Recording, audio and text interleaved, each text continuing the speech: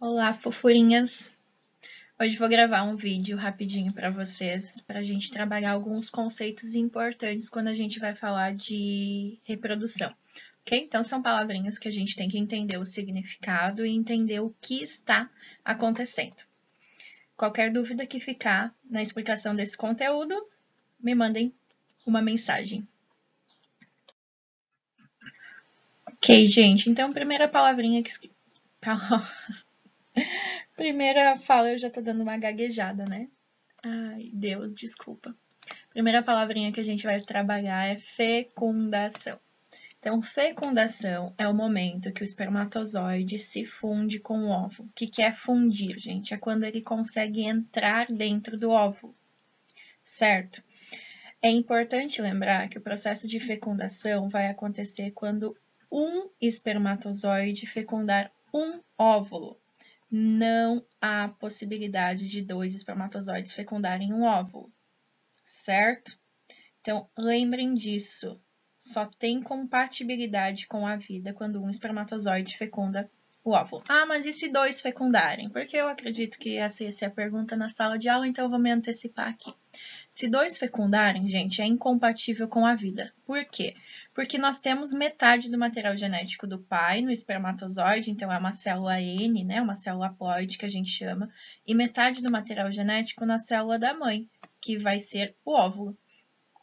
Se eu tiver, né, N mais N, eu vou formar um indivíduo 2N.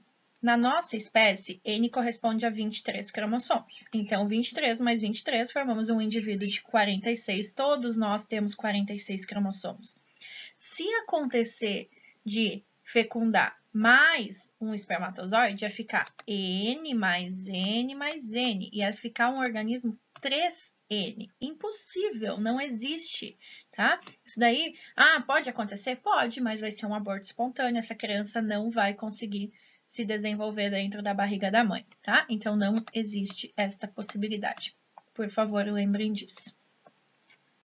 Então, aqui, gente, tem as estruturas de um gameta masculino e as estruturas de um gameta feminino. O gameta masculino, a gente tem que lembrar que ele tem algumas estruturas importantes. Essa região aqui da frente, que se chama acrossomo, esta região do espermatozoide, ela vai encontrar o óvulo, certo?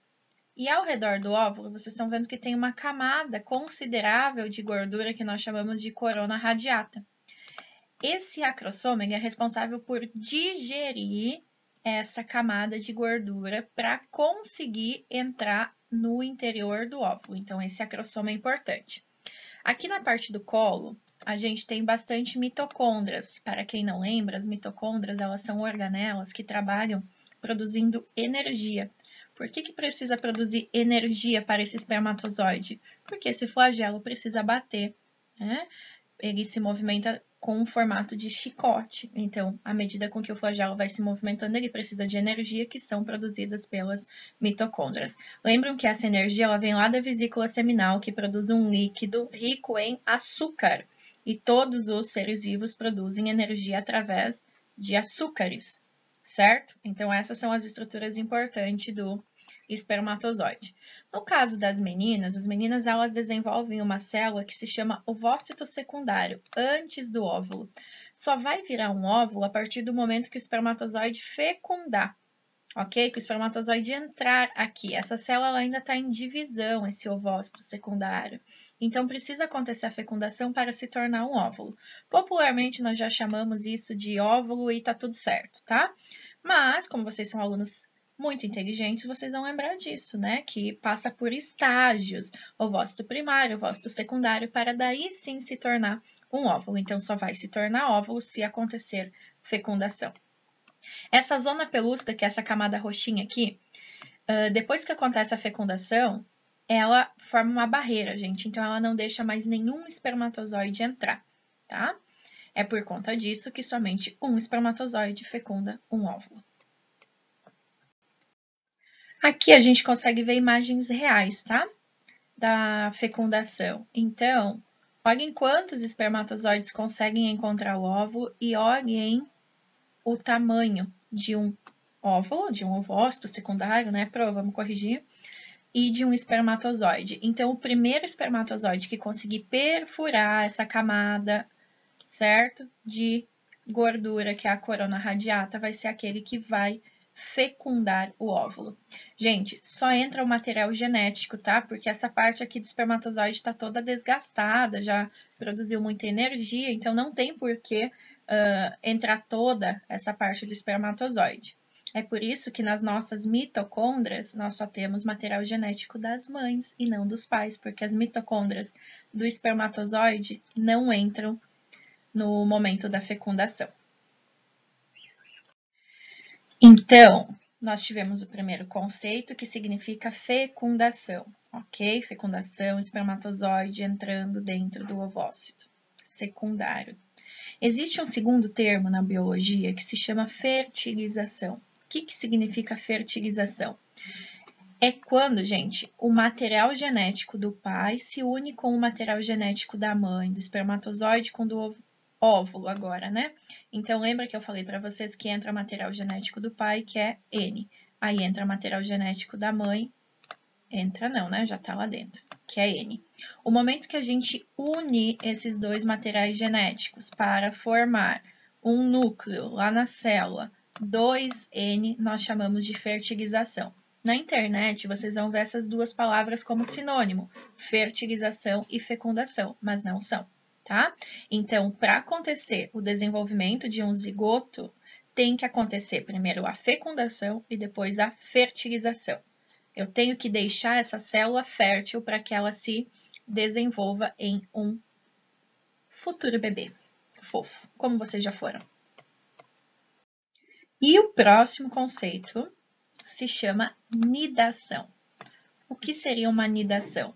No momento que acontece a formação da nossa primeira célula, quando nós somos um zigoto, quando o material genético do pai se uniu com o da mãe, certo? E formamos uma primeira célula, vai acontecendo diversas divisões e nós vamos andando, né, gente? Andando lá das tubas uterinas até o útero. Nidação é o momento em que o óvulo fecundado, olha só como fica, né? Esse óvulo fecundado vai se implantar, ele vai entrar na parede do útero. Isso tem que acontecer, certo? Esse momento que ele entra, olha só, nós rompemos alguns vasos sanguíneos. É por isso que nesse momento ocorre um pequeno sangramento. Por isso que às vezes algumas mulheres demoram muito para descobrir que estão grávidas, porque elas confundem esse sangramento da nidação, que é o momento que aquele aglomerado de células, né, entrou no interior do útero e causou um pequeno sangramento. Então, às vezes, as mulheres vão descobrir com 3, 4 meses, porque acabam confundindo esse processo, tá? Gente, então, só para deixar bem claro, o momento de fecundação e fertilização acontece aqui, ó, nas tubas uterinas. Pode acontecer do lado direito, do lado esquerdo, enfim, a mulher, ela ovula uma vez de cada um dos lados, tá? Então, um mês do lado direito, um mês do lado esquerdo, os espermatozoides não sabem, então eles vão para os dois lados, por isso que os meninos produzem muitos espermatozoides. Então, a fecundação e a fertilização acontecem nas tubas uterinas. A nidação é um processo que vai acontecer em torno de 10 dias depois da fecundação, que é o momento, então, né, que aqui no útero o óvulo fecundado vai se fixar. Certo? Então, lembrar, fecundação e fertilização nas tubas uterinas e nidação acontece dentro do útero. Tem que acontecer as 3 etapas para esse bebê se desenvolver. Se não acontece uma das etapas, gente, óbvio, né? Não tem desenvolvimento do zigoto. Então, aqui a gente tem o processo, tá? Para vocês olharem de um ponto de vista geralzão. Então, aqui, né, nós temos a fecundação, na verdade, o espermatozoide entrando, nós temos, ó, o momento que tem que acontecer a fusão dos dois núcleos, que nessa imagem aqui deveria estar apontando para cá, o conceito de fertilização, mas tudo bem. Zigoto, então, é quando nós somos uma célula e depois desse momento nós vamos sofrendo clivagens. O que são isso? Isso são divisões. Estão vendo que não muda o tamanho? Olhem só, o zigoto continua igual, simplesmente essa célula vai começar a se dividir. Então, 2 células, 4 células, 8 células. E aí a gente vai desenvolvendo alguns estágios, tá? Mórula, blástula, enfim. Aqui, essa partezinha aqui vai formar o embrião. Ok? Esta parte aqui vai formar os anexos embrionários, que depois vai dar origem à placenta, cordão umbilical, aquele líquido que fica no interior do embrião, certo? Então, tudo isso daqui vai acontecendo ó, ao longo das tubas uterinas. E aí chega aqui no útero para que aconteça o processo de implantação, que a gente chama de nidação. E aí, para a gente finalizar, vocês têm aqui as etapas da gestação. Gente, não vou falar o que acontece em cada uma das semanas, vocês podem olhar que aqui está sinalizando as informações mais importantes, tá? O que eu quero que vocês vejam é que tem um momento que nós chamamos de embrião e tem um momento que nós chamamos de fase fetal. Então, até a 8ª semana, a gente chama isso de fase embrionária, que é o momento que esse bebê está gerando os órgãos, né? Está se implantando no útero da mãe. E depois a fase fetal é o momento que ele vai crescer de fato, que ele vai aumentar de tamanho e vai começar a deixar esses órgãos maduros, né? Então, sofre o processo de maturação dos óvulos, dos órgãos, até mais ou menos 38 semanas, que é uma média, mas tem mulheres 39, 37, enfim, vocês sabem, né, dessa toda essa variação. Não preciso me alongar. E aí, para finalizarmos, então, a gente tem o conceito de gêmeos, né? Quando a gente fala de gravidez, é comum surgir essa curiosidade. Então, nós temos 2 tipos de gêmeos, um que nós chamamos de univitelinos, que são aqueles gêmeos idênticos, e os bivitelinos, que são os gêmeos fraternos. Então, a pergunta é como eles se formam. Os univitelinos, gente, que também, né, usamos o termo monozigóticos, zigóticos vem de zigoto. Então, é quando um óvulo foi fecundado, aconteceu todo aquele processo que eu mostrei para vocês, e, por algum motivo, aquele aglomerado de células que vocês viram, né, que começou a se dividir, também se dividiu. Então, a gente tinha um conjunto lá de 32 células e elas se dividiram em 2 aglomerados. E aí formaram 2 embriões, ok? Quando nós temos os gêmeos univitelinos, nós temos eles do mesmo DNA, porque até os primeiros dias eles eram a mesma estrutura. E obrigatoriamente do mesmo sexo, ok? Então, DNA igual, sexo igual nos gêmeos univitelinos. E pode acontecer que a mulher libere 2 óvulos durante a ovulação ao invés de um, ou 2 óvulos, um de cada lado, enfim, né? Pode acontecer algumas coisas um pouquinho diferentes nesse processo de ovulação. Quando a mulher liberar 2 óvulos e cada um desses óvulos for fecundado por um espermatozoide diferente, aí sim nós vamos ter gêmeos bivitelinos. Aqui, gente, cada um é uma criança, certo? O DNA é totalmente diferente, foi um espermatozoide e um óvulo diferente que foram fecundados.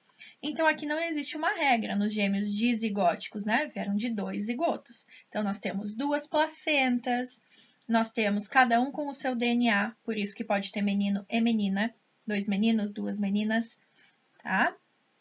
Então, quando os gêmeos são diferentes, é porque a mãe liberou 2 óvulos no momento da ovulação. Gente, para encerrar essa aula, então, eu acho que a título de curiosidade, quando eu fui pesquisar, eu jamais imaginaria que esses famosos têm irmãos gêmeos. Olha aí, todos gêmeos dizigóticos. Olhem que diferente, né? O meu crush, se um dia eu não der mais aula no João Romário e for morar nos Estados Unidos, é porque ele me notou. Olhem aqui o irmão gêmeo. Olhem isso, né? Esse aqui até lembra um pouco, né? Se passasse na rua, vocês iam dizer que eram gêmeos. Pablo Vittar, rainha aí. Olhem aí a irmã gêmea dele. E essa feiosa, né? O irmão gêmeo dela também tão feioso quanto ela. Então tá aí, amor. Se ficou alguma dúvida, por favor, me mandem mensagem pra gente ir conversando sobre isso. Beijocas e saudades de todos vocês.